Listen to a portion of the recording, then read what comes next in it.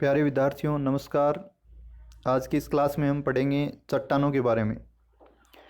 भौतिक, रासायनिक गुण और खनिजों के सम्मिश्रण के आधार पर चट्टानों को मुख्य रूप से 3 भागों में बांटा गया है: आग्नेय चट्टान, परतदार चट्टान, रूपांतरित चट्टान। सबसे पहले पृथ्वी की तरल अवस्था से ऊपरी भाग के मैग्मा के ठंडा होने के कारण आग्नेय चट्टानों का निर्माण हुआ, जैसे ग्रेनाइट, बेसाल्ट चट्टानें आग्नेय चट्टानों के उदाहरण हैं।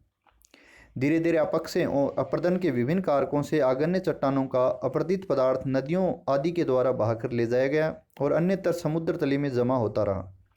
परिणाम स्वरूप संरचना एवं संगठन के कारण परतदार चट्टानों का निर्माण हुआ। परतदार चट्टानें जैसे बलुआ पत्थर, चूना पत्थर आदि परतदार चट्टानों के उदाहरण हैं। आगे चलकर अधिक दबाव और अधिक तापीय प्रभाव के कारण आग्नेय और परतदार चट्टानों के रूप में परिवर्तन के कारण तीसरी प्रकार की चट्टानें, जिन्हें कायांतरित चट्टानें कहते हैं, वो निर्मित हुई, जैसे संगमरमर, क्वार्ट्जाइट, स्लेट आदि। सबसे पहले पढ़ते हैं आग्नेय चट्टानों के बारे में। आग्नेय शब्द लैटिन भाषा के इग्निस से लिया गया है, जिसका शाब्दिक अर्थ होता है अग्नि, फायर।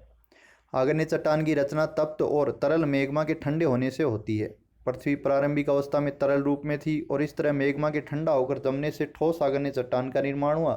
क्योंकि सबसे पहले इसी चट्टान का निर्माण हुआ, इसलिए इसे प्राथमिक चट्टान, प्राइमरी रॉक्स भी कहते हैं।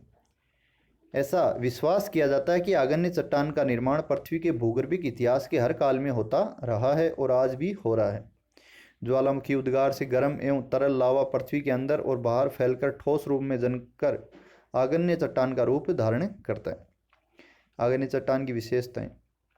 आग्नेय चट्टानें लावा के धीरे धीरे ठंडा होने से बनी हैं। इस कारण ये रवेदार और दानेदार होती हैं। इनके रवों की बनावट में पर्याप्त अंतर पाया जाता है। रवों का आकार यानी साइज और रूप में भी पर्याप्त अंतर पाया जाता है।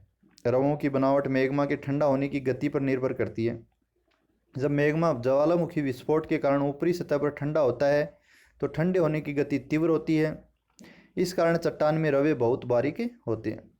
ये रवे इतने बारीक होते हैं कि इनको बिना लेंस की सहायता से नहीं देखा जा सकता है, परंतु सतह के नीचे मैग्मा के ठंडे होने की गति बहुत धीमी होती है। इस कारण चट्टानों के रवे या कण बहुत बड़े होते हैं, जैसे ग्रेनाइट चट्टान के रवे बड़े होते हैं। दूसरी प्रमुख विशेषता है आग्नेय चट्टान बहुत कठोर होती है, जिसके कारण वर्षा जल प्रवेश नहीं हो पाता है। आग्नेय चट्टानों में परतें नहीं पाई जाती हैं। पानी का प्रवेश लगभग नहीं हो पाता है, इसलिए रासायनिक अपक्षय की क्रिया बहुत ही कम होती है। जो भी रासायनिक अपक्षय होता है वह संधियों यानी जॉइंट्स के सहारे होता है। आग्नेय चट्टानें मैग्मा के ठंडे होने से बनी हैं, इस कारण इनमें जीवावशेष नहीं पाए जाते हैं। आग्नेय चट्टानों में संधियां ऊपरी भाग में अधिक पाई जाती हैं। आग्नेय चट्टानों का निर्माण मैग्मा के ठंडे होने और ज्वालामुखी क्रिया से होता है, अतः इनका वितरण ज्वालामुखी क्षेत्रों में पाया जाता है। आग्नेय चट्टानों का वर्गीकरण।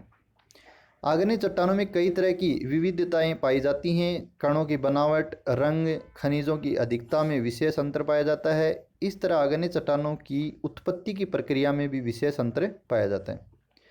आग्नेय चट्टानों को 3 तरह से विभाजित किया जाता है: उत्पत्ति की प्रक्रिया के अनुसार, रासायनिक संरचना के आधार पर और कणों के आधार पर।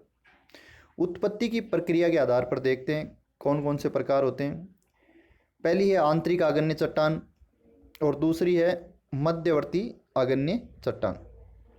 आंतरिक आग्नेय चट्टान को है पाताली आग्नेय चट्टान और मध्यवर्ती आग्नेय चट्टान में बांटा जाता है, जबकि जो बाह्य आग्नेय चट्टान है उसको विस्फोटक प्रकार में और शांत प्रकार में बांटा जाता है। रासायनिक संरचना के अनुसार 2 भाग हैं: अम्ल प्रधान आग्नेय चट्टान और बेसिक आग्नेय चट्टान। कणों के आधार पर बड़े कणों वाली आग्नेय चट्टान और महीन कणों वाली आग्नेय चट्टान। जो फेनेरिटिक आग्नेय चट्टान होती है वो बहुत बड़े कणों वाली होती है, और जो पेग्मेटिटिक आग्नेय चट्टान होती है वह बहुत बड़े कणों वाली चट्टान होती है। धन्यवाद।